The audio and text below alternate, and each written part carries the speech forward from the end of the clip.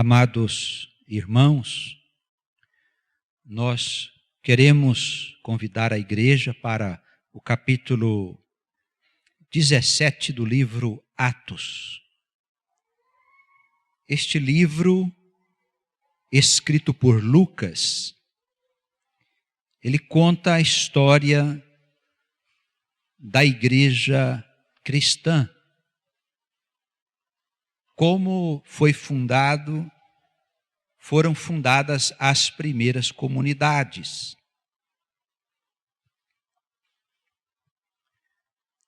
Os irmãos devem se recordar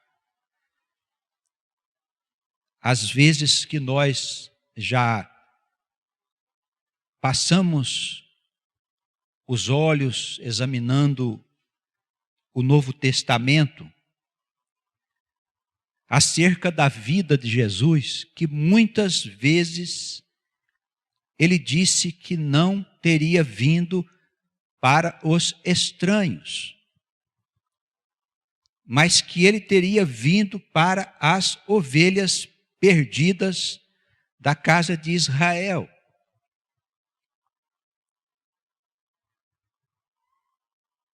Algumas pessoas pensaram que Jesus, por estar ali inserido naquele contexto judaico entre os judeus, que ele desprezasse os gentios.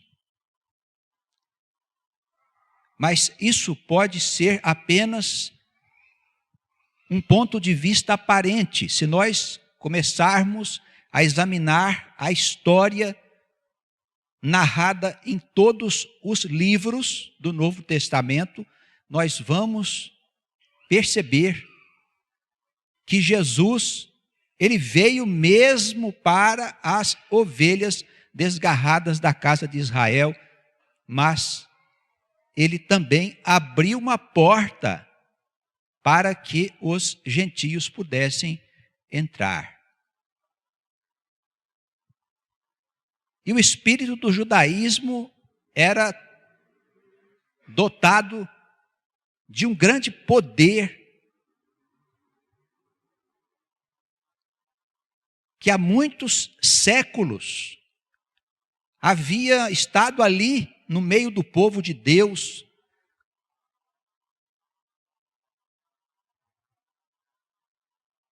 E Jesus não iria conseguir que nenhum dos seus discípulos, que eram judeus, que eles deixassem de levar as boas novas aos da casa para anunciar o evangelho aos estranhos. Jesus precisava de alguém muito especial. Mas este alguém não poderia ser um gentio. Porque um gentio não tinha conhecimento da história do povo de Deus e das profecias e dos propósitos e dos ensinamentos do Velho Testamento. Um gentio, ele não poderia fazer isso.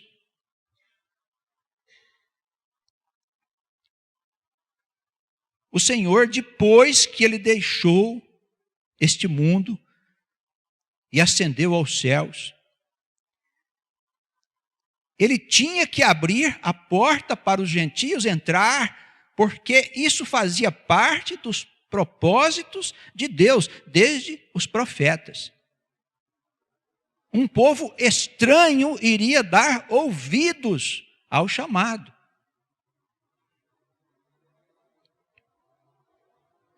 E Jesus, ele escolheu um rabino judeu. Um rabino judeu que perseguia a igreja nascente.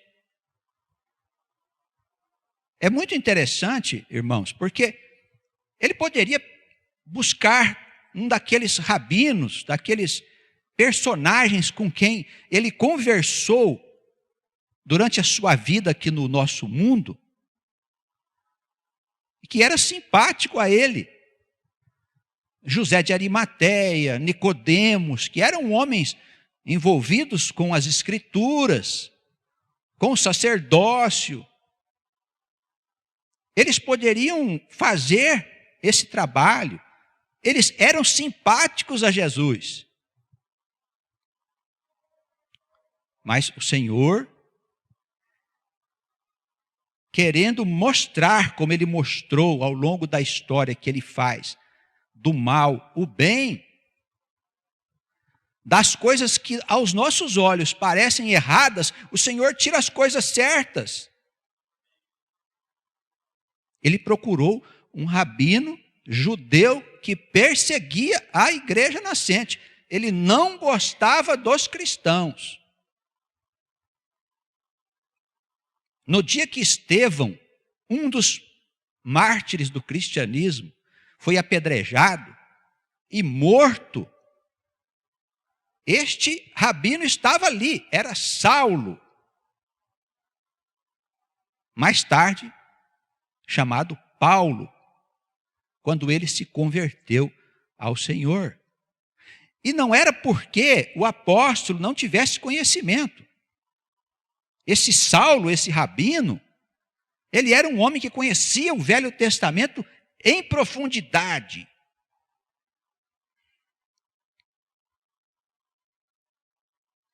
E o Senhor, numa dessas viagens de perseguição que ele promovia, quando estava Saulo a caminho de Damasco para prender, espancar cristãos, ao meio-dia o Senhor aparece a ele em forma de uma luz mais forte que o sol e cegou a Saulo,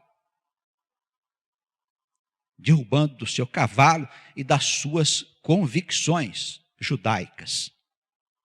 Saulo achava que estava fazendo um bem enorme a Moisés, porque havia aparecido um tal de Jesus ali, que estava trazendo mudanças que não eram compatíveis, que não eram alinhadas com aquilo que se ensinava nos templos. Por quê?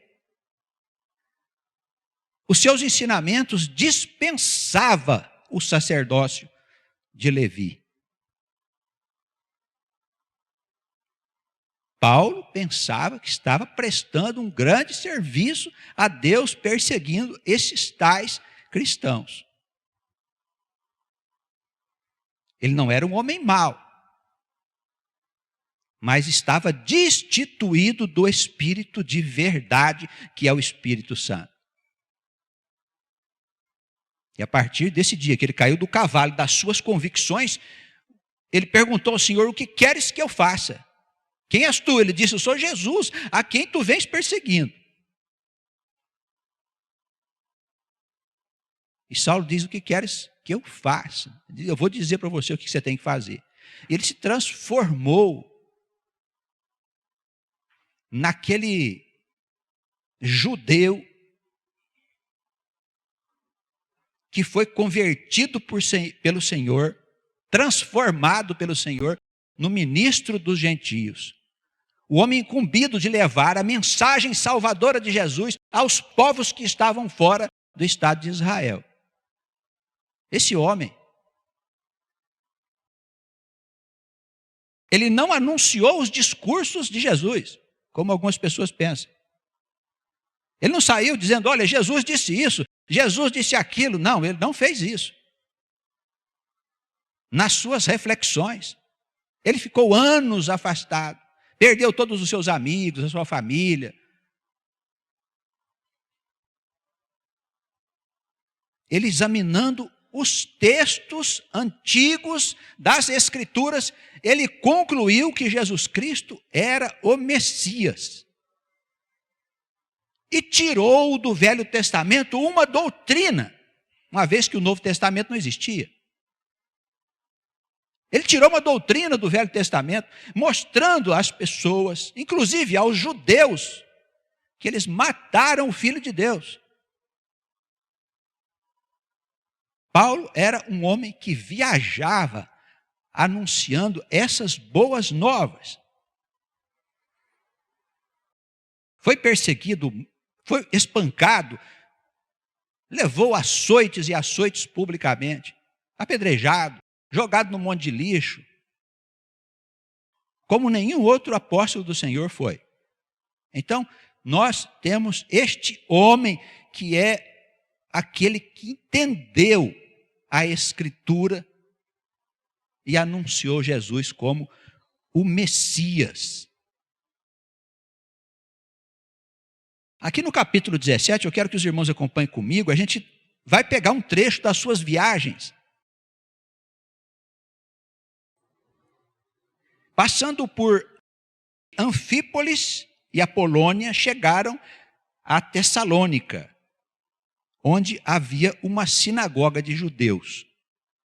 E Paulo, como tinha por costume, foi ter com eles, e por 3 sábados ele disputou com os judeus acerca das Escrituras. Então, veja, irmãos, o apóstolo foi lá na sinagoga, que era a igreja dos judeus. E lá entre os judeus era diferente das igrejas dos nossos dias. Lá quem quisesse anunciar podia falar. E o apóstolo abria a Escritura e mostrava aos judeus que Jesus Cristo era o Messias e que tinha vindo salvar o mundo. A Escritura era o referencial do apóstolo. A Escritura era o referencial dos judeus. Era em torno da Escritura que toda a discussão se desenvolvia. Quando se queria saber se uma coisa estava certa ou errada, era em torno da Escritura que se procurava a resposta. Eu chamo a atenção dos irmãos, porque nós somos o povo de Deus desse tempo. Nós somos ovelhas perdidas da casa de Israel e precisamos nos atentar para isso. Se a Escritura é o ponto principal da nossa vida, das nossas ideias, dos nossos pensamentos, dos nossos costumes, dos conceitos que governam a nossa vida, será que o nosso espírito, será que a nossa alma está sendo governada pelo Espírito Santo de Deus ou ela está sendo governada pelo espírito desse mundo? Quando nós vamos procurar respostas para a nossa vida, nós vamos ouvir quem? Os sábios do mundo? Será que os sábios do mundo têm alguma coisa a nos dizer, irmãos?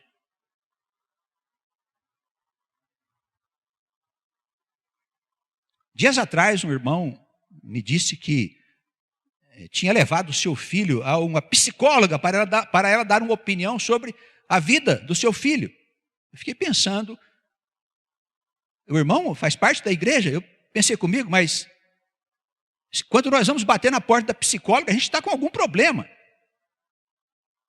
Que problema que o psicólogo pode nos orientar, que a Escritura não pode nos orientar, irmãos? Não temos nada contra a psicologia, achamos até que ela tem o seu papel dentro da comunidade dos homens, dos gentios, das pessoas que não têm Deus, das pessoas que não têm uma Escritura como referencial. Porque essa Escritura ensina tudo para nós, irmãos. Tudo. Como você educa o seu filho, como você resolve as questões da vida do seu filho, como você pode orientá-lo, como você pode mostrar os caminhos para ele. Quando essas coisas acontecem, nós precisamos prestar bem atenção. Porque os homens podem nos ajudar nas coisas concernentes à vida terrena, mas nas coisas concernentes à vida moral, aos atos da alma,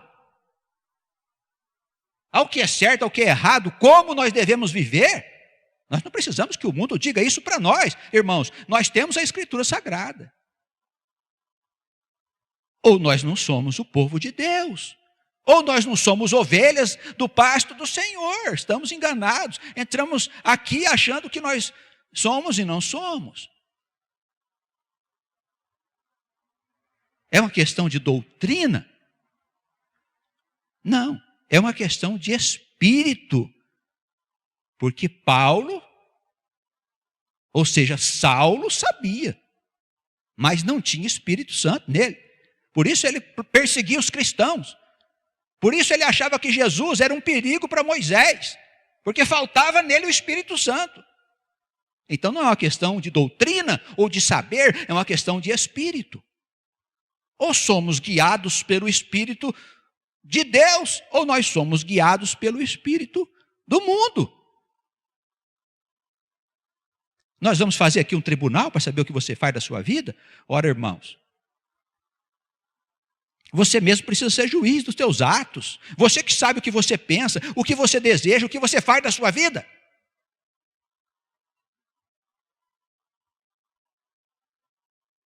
O ponto central da nossa vida, de todos os nossos atos morais, os nossos costumes, o que para nós é certo, o que para nós é errado, está na Escritura. Era assim entre os judeus, que era o povo de Deus daquela época. E é assim entre nós, que somos as ovelhas do Senhor. E deve ser assim entre os gentios, irmãos. A Escritura é a nossa referência. Por isso Paulo foi lá durante 3 sábados dizer aos judeus, pela Escritura, que Jesus era o Messias. Até hoje, uma boa parte dos judeus continuam praticando o Velho Testamento, porque não entenderam que Jesus veio libertá-los da aliança antiga. Tudo bem, respeitamos, achamos legal, tudo certo, irmãos. Mas até os nossos dias, boa parte dos judeus não entende que Jesus não é profeta, é o Messias. Amém, aleluia. Sigamos porque nós cremos que Ele é o Senhor. Para nós não há dúvida nenhuma.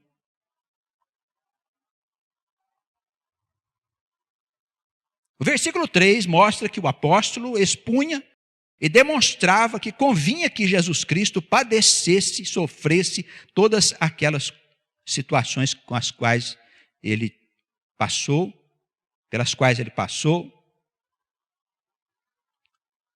que ele padecesse, morresse e ressuscitasse dentre os mortos.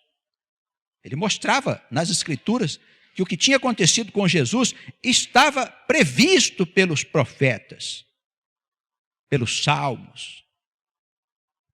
Não havia como fugir. Estava escrito ali na profecia que todas aquelas situações que ele passou, a crucificação, o vinagre que lhe deram a beber, o jogo que fizeram sobre as suas roupas, todas aquelas situações estavam nas profecias. Paulo dizia, pois está escrito aqui. Os judeus não aceitavam. Por quê? Porque não havia Espírito Santo neles. Mais uma vez, eu vos digo, não depende de doutrina, mas depende de Espírito. Ou temos o Espírito de Deus, ou não temos.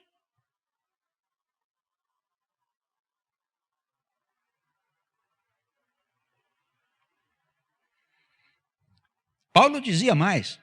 Olha só o que ele fala no finalzinho aí do versículo 3. Ele anunciava que Jesus era o Cristo. Essa palavra significa Messias, o escolhido, o ungido. E os judeus não aceitavam. Alguns creram. Ajuntaram-se com Paulo e Silas, que o acompanhava, e uma grande multidão de gregos religiosos também, e não poucas mulheres.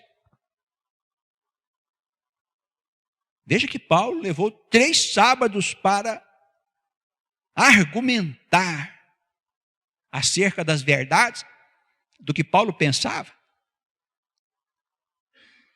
do que Isaías pensava, do que Moisés pensava. Não, ele argumentava sobre aquilo que estava escrito nas Escrituras a respeito de Jesus. Ele convenceu muita gente.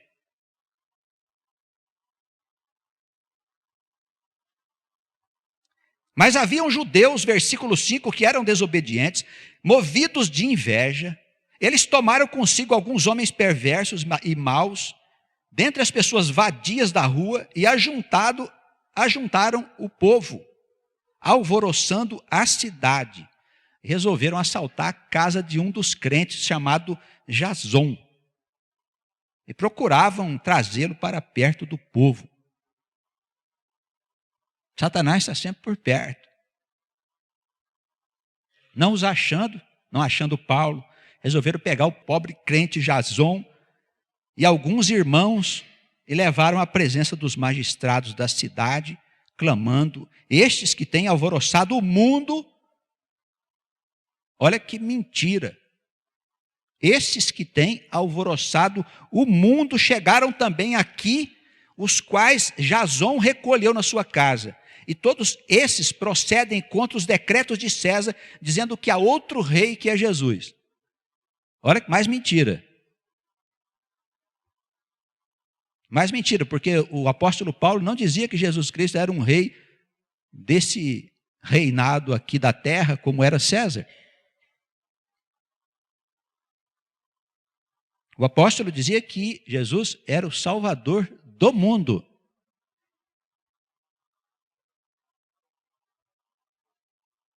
Alvoroçaram a multidão, versículo 8, os principais da cidade que ouviram estas coisas, tendo, porém, recebido satisfação e explicações do crente Jason e dos demais, eles, não achando culpa, os soltaram.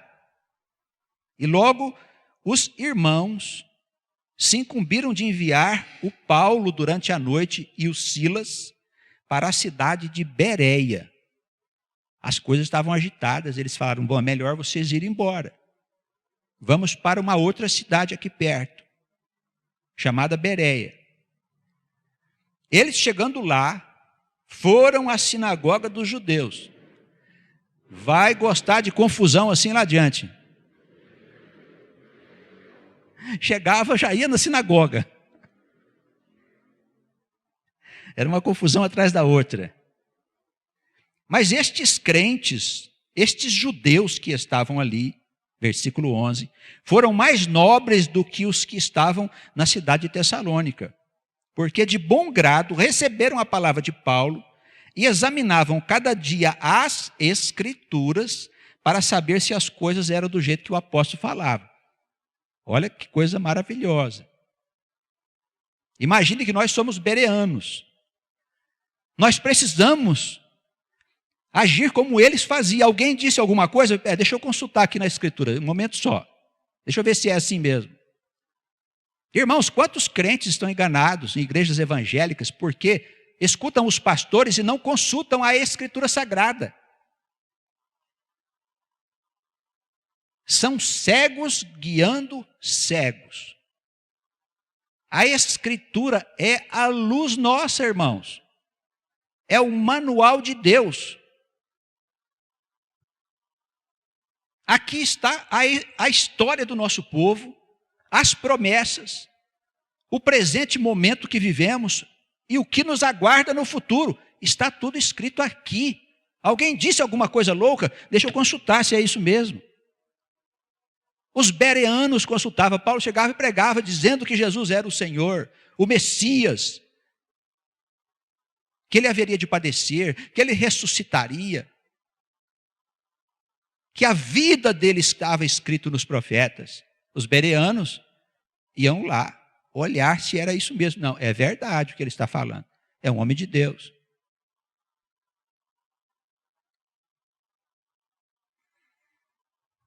De sorte que creram muitos deles e também mulheres gregas da classe nobre e não poucos homens acreditaram na palavra do apóstolo. Mas logo que os judeus lá de Tessalônica ficaram sabendo que a palavra de Deus também estava sendo anunciada por Paulo na cidade de Bereia, resolveram ir lá para arrumar confusão. Não ficaram contentes de arrumar confusão lá em Tessalônica, foram atrás de Paulo para arrumar confusão com ele na cidade de Bereia.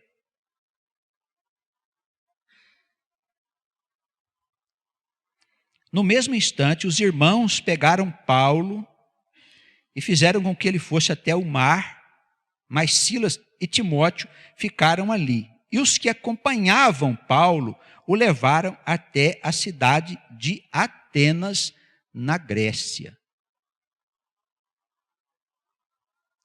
Recebendo ordem para que Silas e Timóteo fossem ter com ele o mais depressa possível. Como as coisas começaram a ficar muito agitadas, de novo, ali na cidade de Bereia, os irmãos acharam por bem, para a segurança do apóstolo, levar ele embora para outro lugar. E a cidade escolhida foi Atenas, capital da Grécia. Ali, os filósofos discutiam sobre o pensamento, sobre a fé, sobre a moralidade, sobre o que era certo, o que era errado, desde Sócrates, Platão. Era o berço do pensamento e do racionalismo. Paulo foi se plantar bem lá no meio desse povo. Estava esperando Silas e Timóteo por lá. Olha o versículo 16. Enquanto ele esperava os irmãos, o seu espírito ficava comovido por ver a cidade entregue à idolatria. A cidade tinha deuses de toda natureza e tipo. Estátua, o pessoal adorava, fazia comemorações, enfim. Quase não parece com os nossos dias, né? Idolatria continua presente no meio do povo de Deus. Até os nossos dias, por mais que a Escritura Sagrada diga que isso não tem fundamento, eles continuam idolatrando deuses de pau e de barro. Paulo chegou ali naquela cidade de Atenas, tinha deuses para todo lado. Mas como os gregos eram pensadores, pessoas racionalistas, nas discussões deles lá de filosofia e pensamento e tudo mais, chegaram à brilhante conclusão, que a gente já sabe há muito tempo, que havia um Deus, que era o Deus dos deuses. Que se ele fosse rei, ele era o rei dos reis. Príncipe, o príncipe dos príncipes. Senhor, Senhor dos senhores. O Deus Altíssimo. Desconhecido pelo homem. E eles fizeram então uma estátua. Imagino que não tivesse forma, porque era desconhecido. E colocaram no lugar lá, e nela uma inscrição: ao Deus desconhecido. Eles não sabiam, mas era o nosso Deus.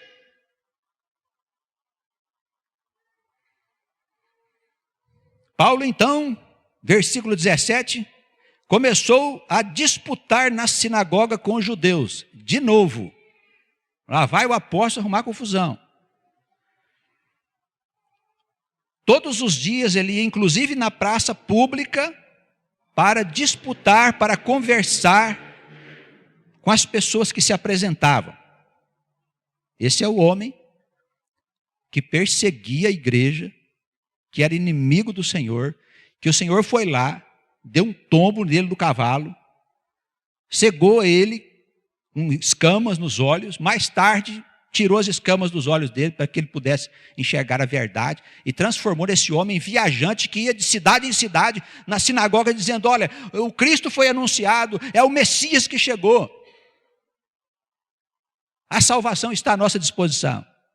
Esse homem, de cidade em cidade, foi parar em Atenas, na Grécia. Alguns filósofos que estavam por ali, epicureus, estoicos, contendiam, discutiam com ele. Uns diziam: o que quer dizer esse homem, esse falador, esse paroleiro? Outros diziam: parece que ele é um pregador de deuses estranhos. Por quê? Porque Paulo anunciava a Jesus como Messias e a ressurreição, a vida depois da morte. Bom, o assunto era interessante para os gregos. Os gregos viviam de discutir coisas e ver novidades. Pessoal tranquilo. Tomando Paulo, versículo 19, resolveram levá-lo a um lugar chamado Areópago. Ali se reuniam os filósofos, pensadores e discutiam as ideias. Disseram para ele: podemos nós saber que nova doutrina é essa de que falas? Pois coisas estranhas nos trazes aos ouvidos. Queremos, pois, saber o que vem ser isto. Todos os atenienses, estrangeiros residentes, de nenhuma outra coisa se ocupavam, senão de dizer ou ouvir alguma novidade. Estando Paulo no meio do Areópago, disse: homens atenienses, em tudo vos vejo um tanto supersticiosos, porque passando eu e vendo os vossos santuários, achei também um altar em que estava escrito ao Deus desconhecido. Esse, pois, que vós honrais, não o conhecendo, é o Deus que eu vos anuncio. Olha que questão interessantíssima que estava ali para aqueles homens poder aprender com essa nova revelação. Era muito interessante, porque eles tinham lá uma estátua para esse tal Deus desconhecido, que deveria ser o Deus que estava acima de todos os deuses. Tinha que haver um que criou todos os deuses. Esse era desconhecido dos gregos. O apóstolo diz: pois é esse que eu estou anunciando para vocês. Se houvesse Espírito Santo nessa gente, com certeza eles teriam dito: Paulo, fala então para nós desse Deus. Não é mesmo?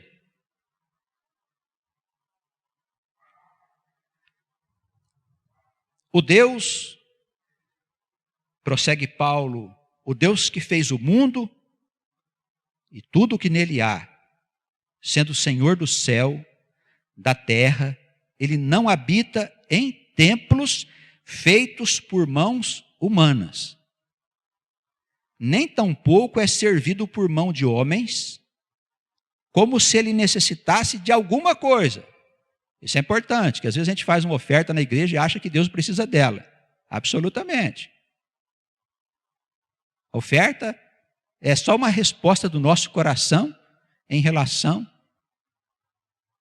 ao amor que Deus tem nos dado. A gente oferta porque a gente quer ajudar a obra de Deus. É só sinal do nosso coração.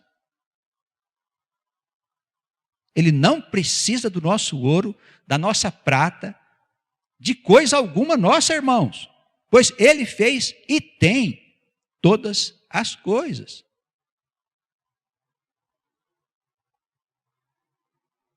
Ele mesmo é quem dá a todos a vida, a respiração e todas as demais coisas. E de um só sangue, de uma só família, ele fez toda a geração dos homens para habitar sobre toda a face da terra, determinando tempos, ordens e limites.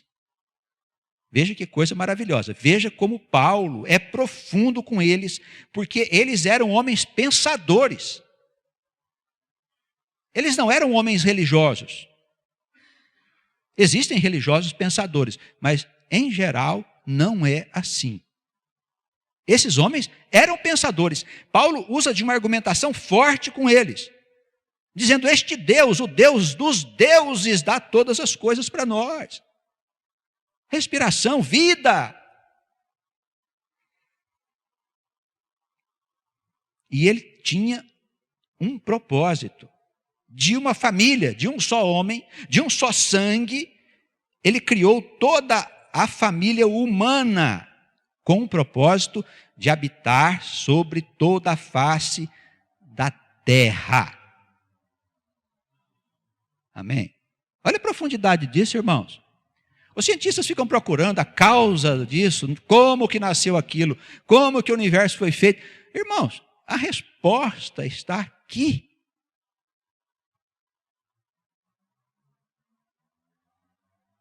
O que está acontecendo é o cumprimento de um plano que Deus fez para este planeta, para esta humanidade, irmãos.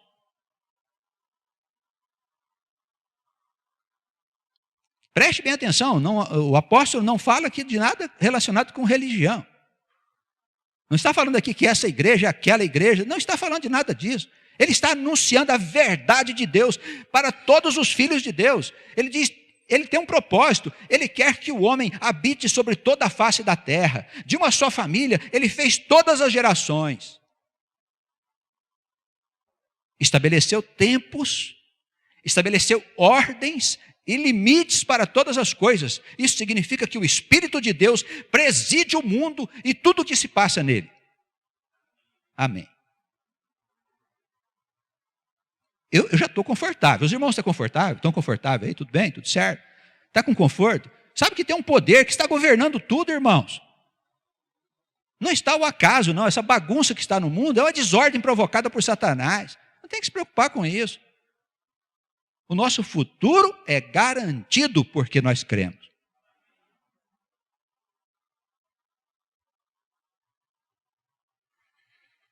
De um só sangue, versículo 26. Ele fez toda a geração dos homens para habitar sobre toda a face da terra. Determinou os tempos, ordenou as coisas, estabeleceu limites. Para uma só coisa ele criou o homem. Para que o homem pudesse buscar ao Senhor. Amém? Buscar a sua verdadeira natureza. Encontrar o caminho da luz, tomar consciência de quem ele é de verdade, que ele não é uma criatura carnal, mas que ele é uma criatura espiritual e eterna. Quem disse isso não fui eu não, foi a própria Escritura. Os Salmos é quem disse, vós sois deuses. O homem foi criado para que ele pudesse encontrar o Senhor e saber de toda a verdade. Para que buscassem ao Senhor se porventura, tateando na nossa infância espiritual, o pudessem achar.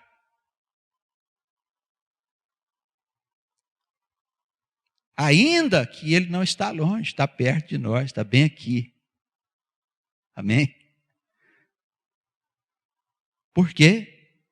Porque nele vivemos, nele nos movemos, nele existimos.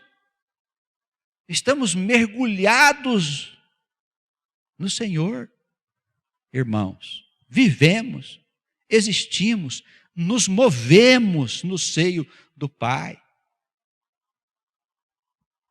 Não está longe, está perto, está aqui. Achamos que está lá num trono no céu, e nós aqui embaixo, jogados aqui, sob o império do mal, das mentiras, das prostituições. Irmãos, o Deus vivo está aqui presente. Nós precisamos crer e andar com Ele. O apóstolo disse a ele, nele vivemos, disse àqueles homens, nesse Deus nós vivemos, nesse Deus nós nos movemos, nesse Deus nós existimos, como também alguns dos vossos próprios poetas disseram, porque haviam poetas gregos que diziam que nós existíamos em Deus.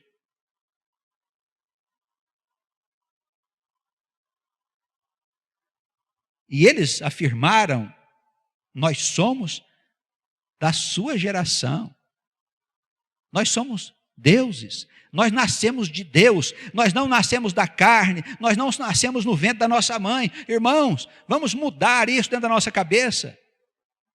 Esse pensamento gentílico precisa ser tirado de dentro de nós, irmãos. Os gentios é que não conseguem entender a profundidade dessas coisas. Nós somos a geração de Deus, nós nascemos do Pai, nós somos deuses, os deuses não morrem, mas não vivem em pecado. Não é mesmo? Não morrem, mas não vivem para o pecado.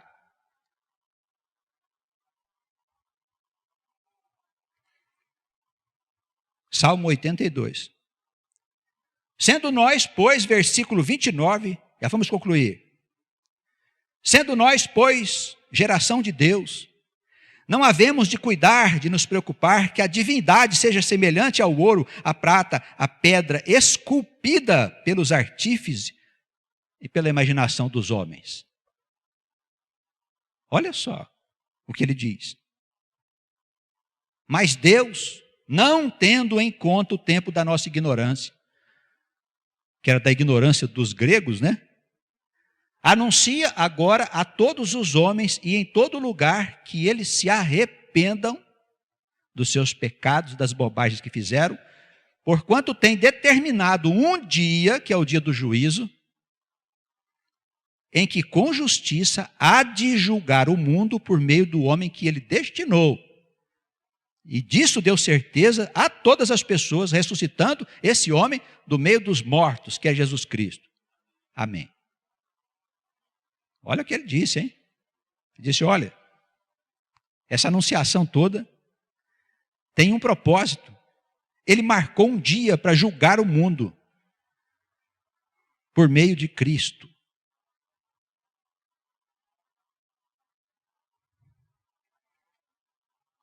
E se nós somos o povo de Deus, se nós somos verdadeiros, se nós somos profundos, se nós somos fiéis, se nós somos homens e mulheres corajosos, capazes de se dar de verdade a este Deus, nós temos que crer nisso, irmãos.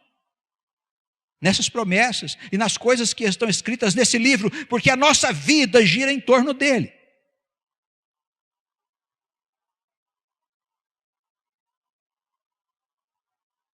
Nós temos que ser judeus de coração, dizia Paulo.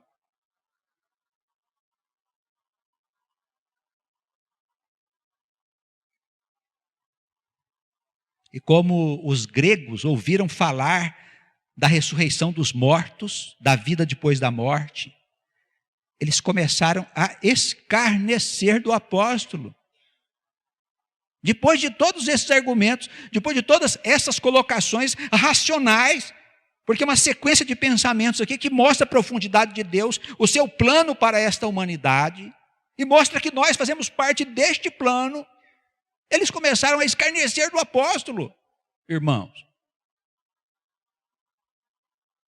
Como alguns escarnecem de nós, quando nós falamos de Deus, quando nós anunciamos boas novas, irmãos, os daqui e os de longe, escarnecem. Outros diziam, olha, um outro dia nós vamos te escutar, hoje não dá. Assim Paulo deixou essas pessoas ali, saiu do meio deles.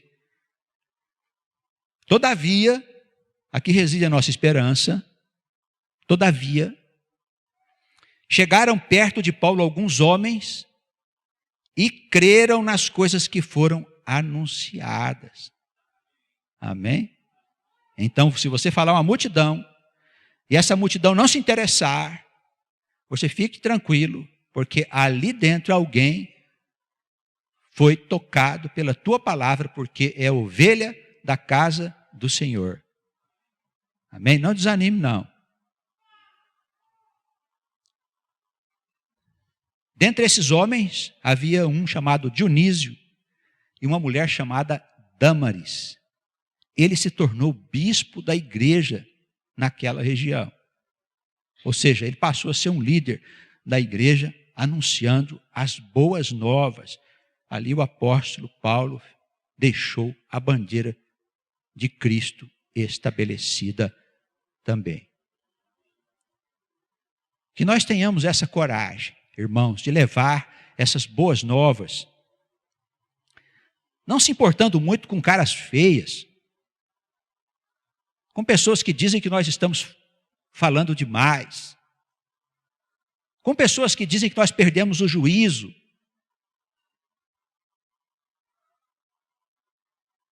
Vamos seguir mesmo assim, porque a semente é lançada e uma parte dessa semente cai em terra boa. É isso que interessa para nós, encontrarmos as ovelhas perdidas da casa de Israel. É isso que interessa. E todos nós precisamos anunciar. Agora, para concluir, irmãos, olha, o que interessa para nós é o que está escrito aqui.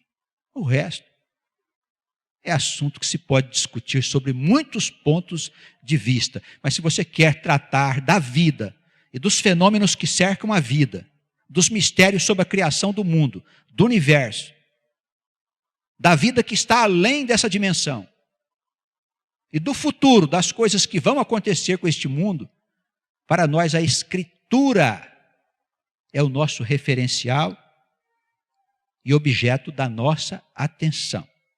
A nossa vida precisa seguir em torno dos escritos sagrados. Nada mais. Que Ele nos guarde no seu amor e misericórdia. Amém.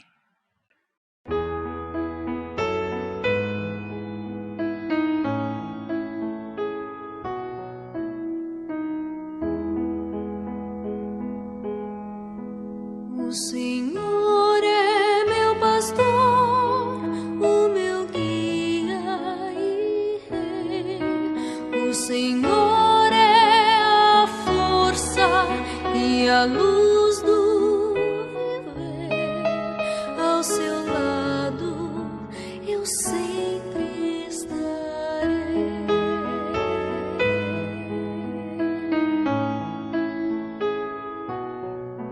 Os seus olhos vigiam, seu amor nos conduz. Minha vida darei ao Senhor.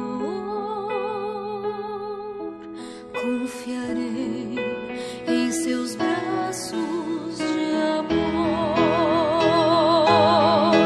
A bondade do Senhor nos dá força e vigor. Sua palavra é qual luz que meus passos conduz. Não temerei, pois comigo vai Jesus.